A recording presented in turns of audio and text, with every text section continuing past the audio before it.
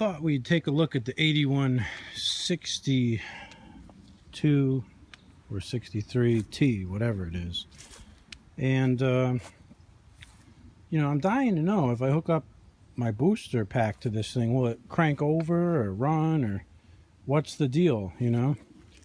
And the funny thing is the stupid choke cable that the DPO put on it, and also some freaking birds have been using it for a toilet, it looks like. But basically I got to get this hood off so that I can investigate the battery situation here. And I just brought out a drill so that I could unscrew the hood, but I noticed there's no screws in it, so I can take this gas cap off. That looks interesting. It looks like this stupid choke that some idiot put on there is the only screw holding the hood on. And of course I brought a Phillips screwdriver with me because there's usually a Phillips screws on there, and that just happens to be a flat blade. So let me go get a different screwdriver in the jumper pack and see if we can take that hood off and see what the heck's going on with this thing, you know?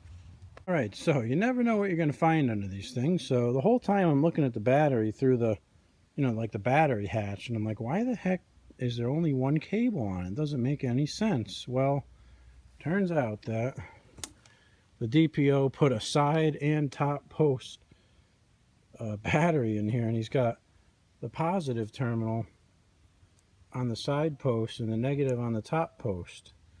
And it's kind of scary because this is awful close to the hood, and he has like a little piece of 2x3 down here next to the hood so that the battery doesn't hit the hood and arc out. I'm like, yeah, that's cool. And he has a bungee cord holding the battery in. So from what I gather, I should be able to hook up my charger or jumper pack right up here and give it a go. And it's kind of interesting, but this gas tank really stinks, and I have a feeling it's leaking because there's all this wet looking greasy crap all over it, and I don't know what else it would be other than the gas tank leaking, but it's total varnish. So let me see if what happens if I put the battery pack on this thing. Again, I don't know if it's going to work or not, but let's come around here and take a look at it and see if what happens here. Now this key switch situation is hairy too. I don't know. The guy has a freaking push button on here for the starter. I don't know if he's got any safeties in this thing or anything, but yeah, that ain't doing crap. So yeah. Yeah, DPO, your push button is mint. Yep. Expected that would be the case. Headlight switch is frozen. That's normal. Let's come back here and look at this Onan B43M. Oh, and apparently the piece that goes on the hood back here to keep it up is apparently missing. Oh, cool! I got a vine growing up here through my muffler. That's awesome. What the hell is all this crap? He's got some kind of fancy fuel shut off back here, and it looks like it's turned off right now. That's kind of weird. It's got a big fat industrial looking fuel filter, and yeah, there's a coil of wire down here that looks like it's about 6 feet long. I'm not sure what that does. What the hell do people think with these freaking messes? Why would you do that? I have a feeling that wire is coming from the stator, but I'm not 100% sure. Yeah, so anyways, just as I suspected, before we can do anything with this tractor, it's going to end up probably being a rewire.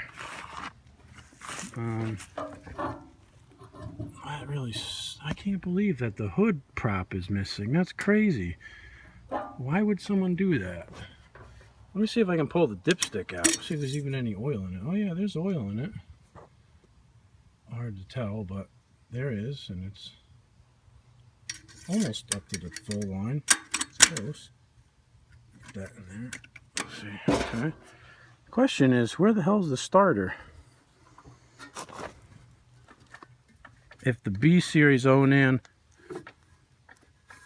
oh, you know what? Maybe the PTO clutch is engaged and it's got a safety. Let me see. In, out.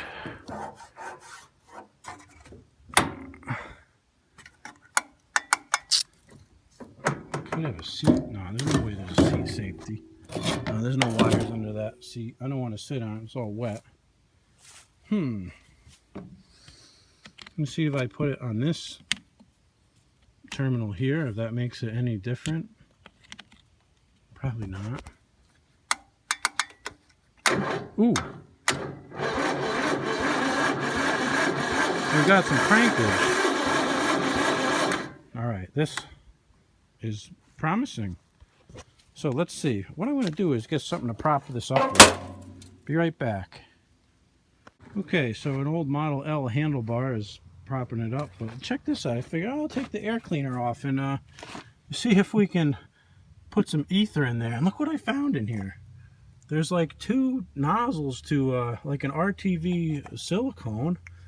There's some kind of black shit that looks like it's a piece of fabric. I don't know what the hell that is, a pantyhose or something? I don't know, that's crazy. And one little piece of foam that clearly isn't doing shit. What the heck? This is ridiculous. Now, let me see if that ghetto choke lever works or not. Let's see. Alright, so I hit the choke lever and it actually works. So let me spray some ether in here. I was going to put carb cleaner, but I can't find it, so I'll give it a generous amount of ether. I'll come up here and put this throttle down to low throttle. It doesn't seem to work, but let's see what happens here. If I hit the ignition now, oh, now I got nothing, of course, right? Huh. Of course, I got nothing now, right? Just worked, and now we got nothing.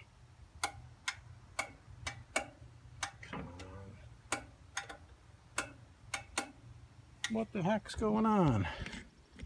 Got a bad connection, maybe? That seems good. Oh, are you kidding me?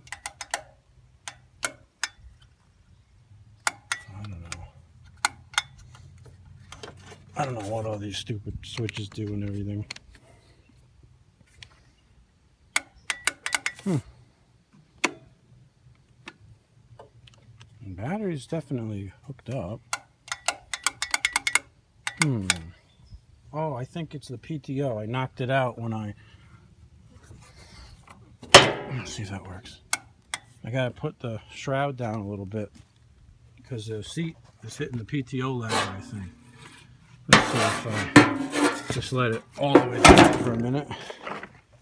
I get this PTO all the way back.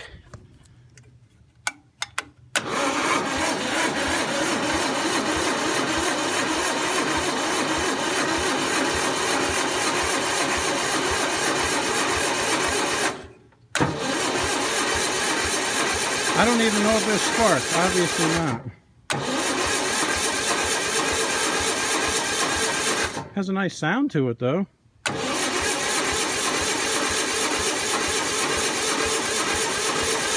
Probably needs the points cleaned up, is my gut feeling here.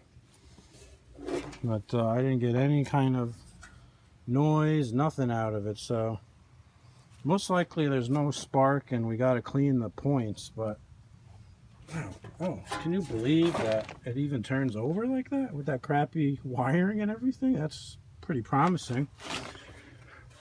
Looks like one of our friendly mice made a home in there.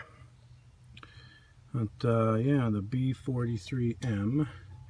Supposedly the guy it came from died, and who knows how long it was sitting in his yard before I got the pleasure of obtaining it. Supposedly his son said it was sitting there for 3 years, but I don't know how long it was sitting there before he died. And I think I paid $75 for this whole tractor, if I remember right. But I think the points are up here under the air cleaner. You see that box underneath that leaf? That's where the points are. So I'll have to pull the air cleaner housing off and see if I can get the points off and check them. Before I do that, I'll pull one of the plugs or put my spark tester on it. But for now, it turns over. I'm just shocked. I really am. But I got 2 flat tires. Get these stupid choke vines. For those of you guys that aren't from the Northeast here, this wonderful species is called a Chinese bittersweet. It's an invasive species. We actually call them choke vines for short, but they like to grow around things and they'll just wrap around it and choke a tree to death. And they grow really fast. Like, it could have grown this much in a couple of days. And in the fall, people make wreaths and all this crap out of the bittersweet. And they have these nice looking yellow orange berries. Let me see if I can pull it up, but the roots are tough. Like, see this root here? They spread like crazy and they'll take over your whole property in a matter of a year pretty much. But you see how they grow out this root and they just pop up everywhere. And the seeds are just enormous in the fall, and almost every one of those seeds turns into a new vine. Like you can see, here's one here growing. Here's one here. Look, they're all growing off this same root. Look at this thing. Wow, stupid things. There's a big one going up here. I got one up here on the side of my shed. Look at these freaking things. I got to get these out of here. Oh, you see how they're starting to grow around each other here? This woody thing is that vine. And I happen to have a wild blackberry patch over here. And these damn vines are growing right in my blackberries. And those blackberries come ripe in July usually. So I want to get these vines out of here. So I got some blackberries to eat this year. Look at these stupid things, man. You know, I'm getting sidetracked, but hey, whatever. We gotta clean up the mess sometimes. Unfortunately, Gravely doesn't make a Chinese bittersweet removing attachment. If they did, that'd be pretty cool. I'd have to get one. Ow. Let's see. Oh, this is a tough one. Oh, I can't do that left-handed. Anyways, you get the idea. We'll come back later, another day, and we'll finish this up.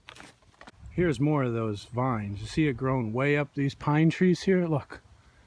I mean, they are going all the way up those white pines. They got to be at least 40, 50 feet in the air. And I used to go under these trees with the 30-inch mower and destroy all that stuff. And the branches on the bottom just got so low to the ground that I can't do it anymore. But if you go in here, like under the actual trees, oh, it's a little dark in here, sorry, but you can see the vines right here. Look how big they're getting. And I just got to come in here and lop those things off and try to save my trees here. But these things are deadly.